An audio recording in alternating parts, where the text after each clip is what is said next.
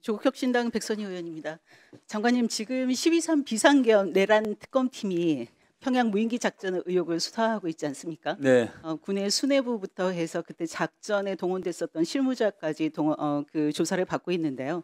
김용대 드론 작전 사령관, 이승호 합참 작전 본부장은 피의자로 지금 조사를 받고 있고, 김명수 합참 의장 등 관련 군 수뇌부들이 참고인 조사를 받고 있습니다. 저는 이번 그 평양 무인기 의혹의 핵심은 바로 이것이라고 생각이 듭니다. 첫 번째는 그 북의 오물풍선 대응을 위한 군사 작전이었는지, 아니면 북한 도발을 유도해서 비상계엄의 명분을 삼으려 했다는 의혹이 맞는 것인지라고 하는 것과, 그리고 두 번째로는 무인기 침투 작전을 기획했고 작전의 총책임자, 즉 지휘 체계는 어땠는가라고 하는 것이라고 보는데요. 장관님도 이에 동의하시죠?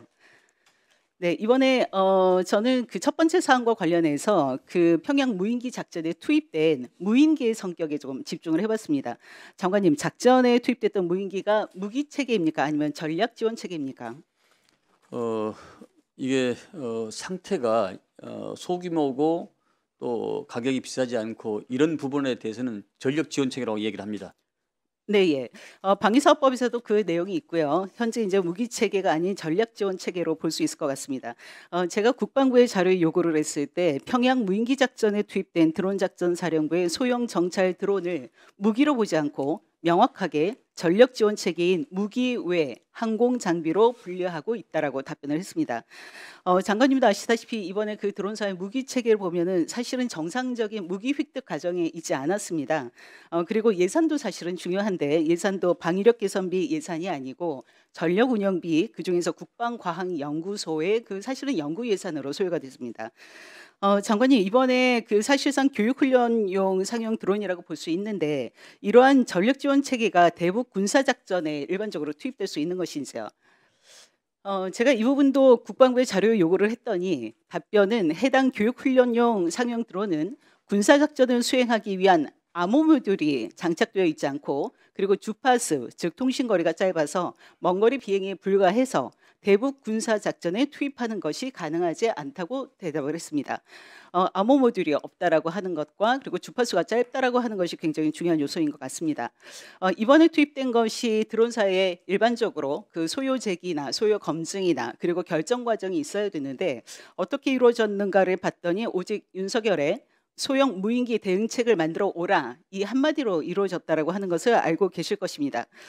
이것은 이제 김용대 사령관이 이야기를 했던 사실은 군사작전 전개라고 주장을 하고 있지만은 이런 것을 가지고 군사작전을 수행할 수 있다라고 보기 어렵습니다.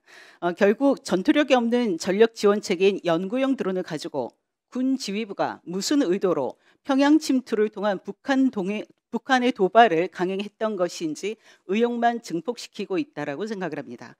예, 두 번째로 말씀드리고 싶은 것은 그 책임자와 지휘 체계와 관련된 것인데요. 그 여러 관계자가 있습니다만은 다 말씀드릴 생각은 없고 가장 그 김명수 합참 의장, 중요한 지위에 있는 사람만 한번 생각을 해보도록 하겠습니다. 사실 김명수 합참 의장에 관련된 것은 한 가지 사항이라고 보여지는데요. 사전에 이 작전을 인지했는가의 여부이고 이것과 관련해서 지금 진술 공방이 이루어지고 있는 것을 알고 계실 것입니다.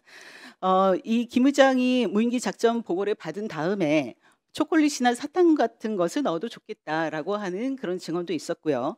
그리고 또 무인기 작전 계획에 사실상 김명수 의장이 패싱 당했다라고 하는 증언도 있습니다.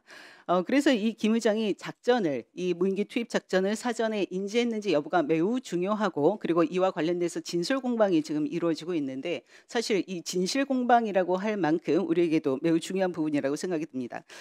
그런데 장관님, 이 합참의장이라고 하는 자리가 50만 국군을 작전 지휘하고 감독하는 매우 중요한 자리입니다. 현역 최고 지휘관이죠. 그런데 이런 합참 의장에 대한 이러한 논란이 가중되고 있는데 지금 국민의 정부는 출범을 했습니다. 어떻게 하실 생각인지 매우 궁금하지 않을 수 없습니다. 사실 특검이 진행되고 있기 때문에 그 여부는 알 수 없습니다만은 현재 우리가 알고 있는 것은 진술 공방 내지는 진실 공방이 있다라고 하는 것인데요. 자, 그렇다면은 김명수 의장이 평양 무인기 작전을 승인했다라면은 혐의자가 될 것이고, 그리고 작전을 알고도 모른 척했다라고 하면은 방관자가 될 것입니다. 근데 합참의장이신데 사후 보고 받았다라고 하면은 사실은 군령권을 갖고 있는 합창의장으로서 좀 무능함을 보여주는 것이 아닌가라고 생각이 듭니다. 이렇게 그 군 수뇌부들의 진실 공방이 벌어지고 있는데 이 50만 국군 장병들은 어떻게 생각할까라고 생각이 듭니다. 지금 군 수뇌부는 대체적으로 보면은 사실 좀 반성도 하지 않고 있습니다. 자기 책임을 모면하기 위해서 좀 급급한 모습을 보이고 있는데요. 장관님, 그 UFS 훈련이 종료되면은 장관님께서 대통령께 합참의장 조기 교체에 대해서 말씀드려야 된다라고 생각을 합니다. 김명수 합참의장을 군 최고지휘관으로 계속 두는 것은 사실은 지금도 군의 사기가 많이 떨어져 있는데 군의 사기를 어떻게 올리겠습니까? 그리고 군 기강이 지금 지휘 체계가 많이 무너졌는데 어떻게 이 지휘 체계, 군의 기강이라고 하는 것을 다시 세울 수 있겠습니까? 지금 장관님께서 굉장히 강조하시는 국민의 군대, 국민의 군대는 국민들의 신뢰를 얻는 그런 국민의 군대가 되어야 합니다.